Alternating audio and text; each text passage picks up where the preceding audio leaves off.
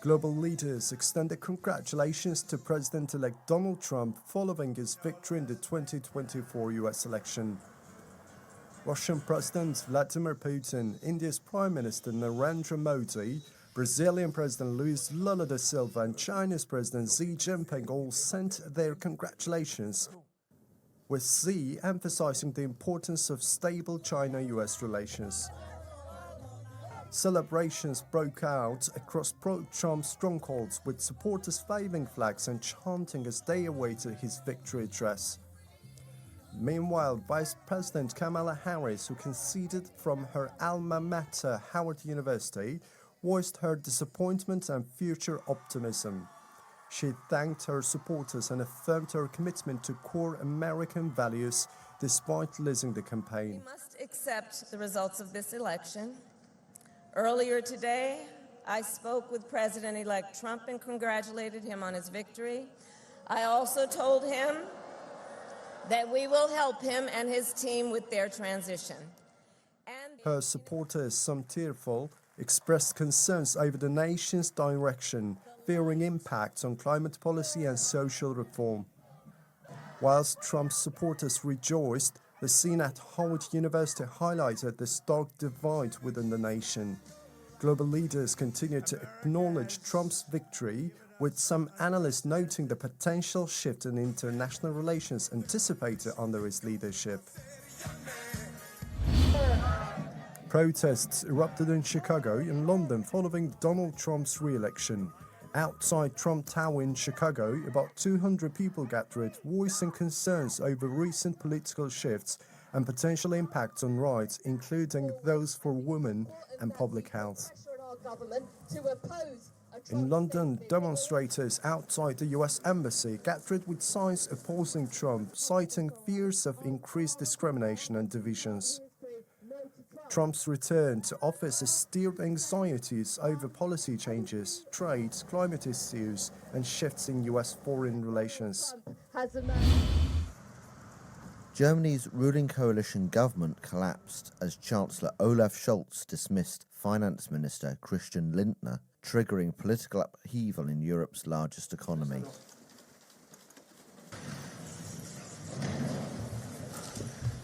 Scholz, leader of the Social Democrats, announced that he would continue governing with a minority administration, relying on his own party and the Greens, Germany's second-largest political force. However, passing legislation will require securing support from other parliamentary factions. The collapse follows months of tension over budget policies, with Lindner's Free Democrats clashing with Scholz's coalition. Scholz accused Lindner of obstructing budget measures and putting party interests above national needs. Too many times did Finance Minister Lindner block laws irrelevantly. Too many times did he act to serve his clientele and party. Too many times did he break my trust. Even the agreement on the budget was withdrawn by him after we had agreed it during long negotiations. There is no basis of trust for further cooperation. However, Lindner rejected the accusations.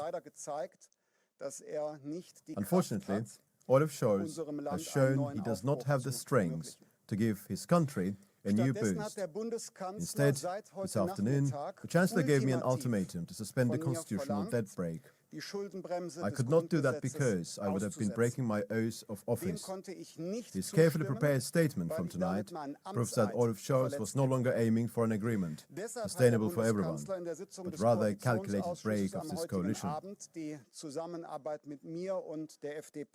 With rising public dissatisfaction and far-right and far-left parties gaining support, Scholz is set to face a parliamentary confidence vote on January 15th. The collapse has sparked concerns about political instability, especially as Germany and Europe navigate key challenges, including the fallout from Trump's election, the ongoing war in Ukraine, and NATO's future. Wildfires swept through California's Ventura County on Wednesday, leading to evacuation orders, according to US media reports. The fires already scorched over approximately 4,200 hectares.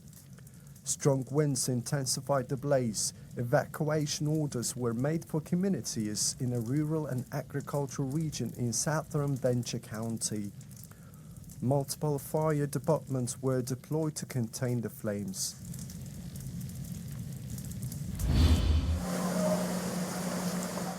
Cuba has suffered another bout of storms and blackouts. Hurricane Raphael made landfall in western Cuba on Wednesday evening with winds of up to 185 kilometers per hour. Strong winds disrupted the national electricity system, forcing power outages.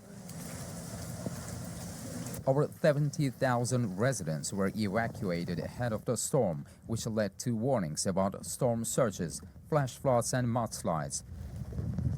The result of this hurricane is still unknown because it just came in, but it's a bit dangerous. I was crossing the street, and if I hadn't held on tight to this little thing here, it would have thrown me to the ground. The hurricane struck the western province of Artemisa near Havana before weakening to a Category 2 storm as it moved into the Gulf of Mexico. The storm is expected to bring heavy rains and storm surges, posing a danger to life in western Cuba through Thursday. This is the second major hurricane to affect Cuba in recent weeks, following Hurricane Oscar, which killed at least 6 people and left thousands without power. COP29 is just around the corner. So, preparations are in full swing as world leaders, negotiators, and climate experts prepare to address the urgent challenges of climate change. Behind the scenes, nations are finalizing their strategies, while stakeholders from all sectors, governments, businesses, and civil society are mobilizing to ensure that the talks lead to the meaningful action. Even the world-class venue that will serve for global discussions on climate action is ready. The Baku Olympic Stadium, which hosted the 2015 European Games, is renowned for its modern architecture and spacious layout and has been reconfigured to accommodate thousands of delegates, media representatives, and climate activists. Right now, we are reached 65,000 registration and 14,000 badges we issued already. In the blue zone, we have meeting rooms, 26 meeting rooms, 9 side event rooms and 5 special event rooms.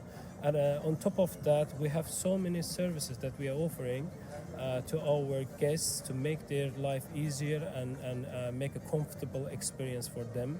Altogether, over 50,000 of the estimated 65,000 delegates attending COP29 will be from overseas.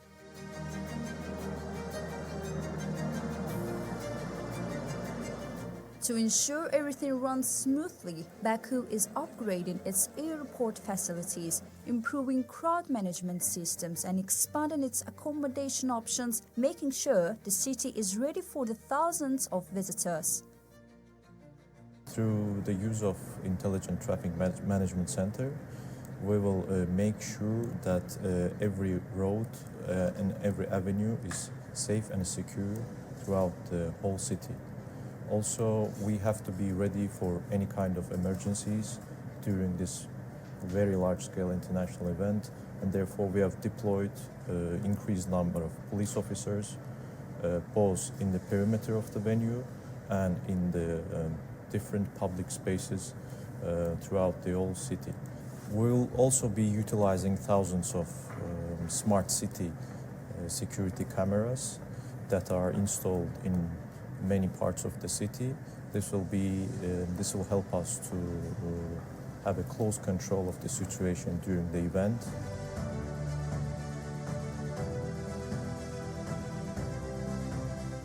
Haydaraliyev International Airport will operate in an enhanced mode during COP29. Additional staff and volunteers have been engaged to manage the anticipated increase in passenger flow, with a dedicated task force established to oversee all processes. Currently, the airport serves 18-20,000 passengers daily, but this figure is expected to reach 25-28,000 during COP29. Key issues on the agenda include enhanced emissions reduction targets, climate adaptation strategies, finance for developing nations, and addressing loss and damage caused by climate impacts.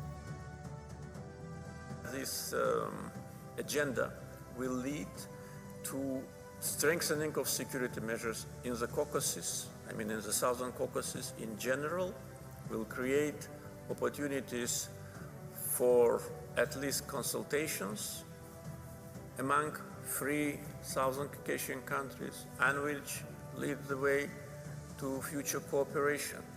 I think it's a unique chance now.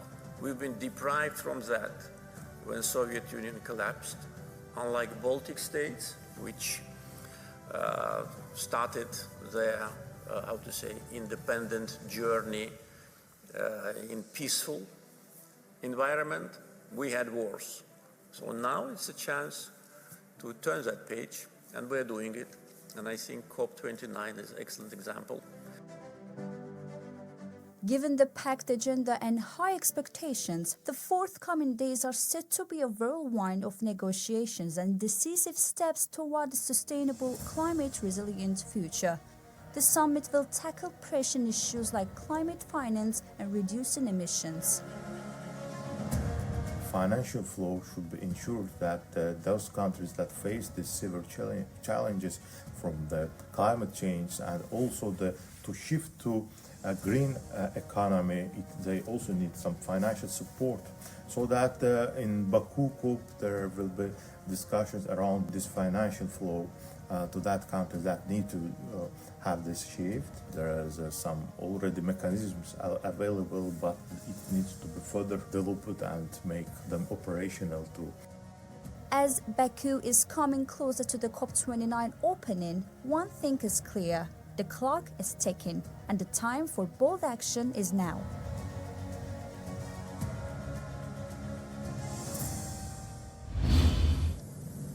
Released ahead of the United Nations COP29 Climate Summit, the report outlines alarming environmental changes and calls for urgent, collaborative solutions to mitigate their impacts. According to the Second Caucasus Environment Outlook, glaciers in the region have receded by an average of 600 meters over the past century. Since 2000, more than 11 billion tons of fresh water previously stored in ice have been lost. The decline in glacier and snow cover is already affecting river flows, a key water source for millions, with projections indicating further reductions in available fresh water. River flows across most Caucasus countries are expected to decrease by up to 20% by 2100. The report warns that average regional temperatures could rise by as much as 3.6 Celsius by the century's end, with mountainous areas seeing the most rapid warming. This intensifying heat is expected to speed up glacier melt, increase flood risks, and further reduce water resources. To address these challenges, the report recommends integrating climate adaptation into regional policies, prioritizing environmental considerations in urban planning, and developing transboundary water management plans. This road leads to Agdam, one of the sites the participants of the Global Summit of Religious Leaders are visiting here in Azerbaijan. The two-day Global Summit of Religious Leaders in Baku was really interesting and successful. Religious leaders from more than 60 countries participated in this event. We had a discussion about how we should protect the world, nature, water, and humanity. As you know, COP29 will start its work by the United Nations in Baku on November 11. It's also very important that religious leaders gather here and discuss world problems before that event. Religious and governmental representatives from different countries were taken to see the ruins in Agdam, as well as the ongoing restoration and construction work. They also visited the Alley of Martyrs and the Juma Mosque.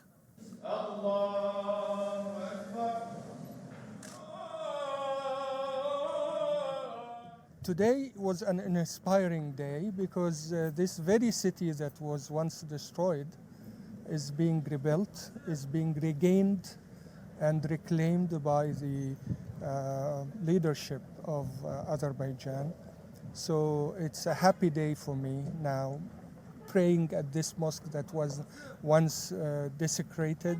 So thank God for this visit, and I hope, as Shaykh al-Islam said, that peace prevails in the entire world. Climate is a special topic for all over the world.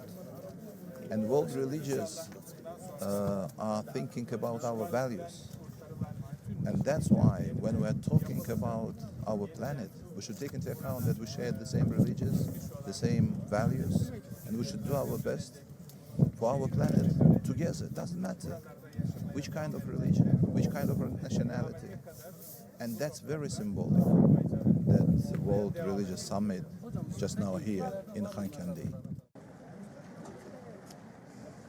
The delegation also explored cities such as Khojaly and Shusha.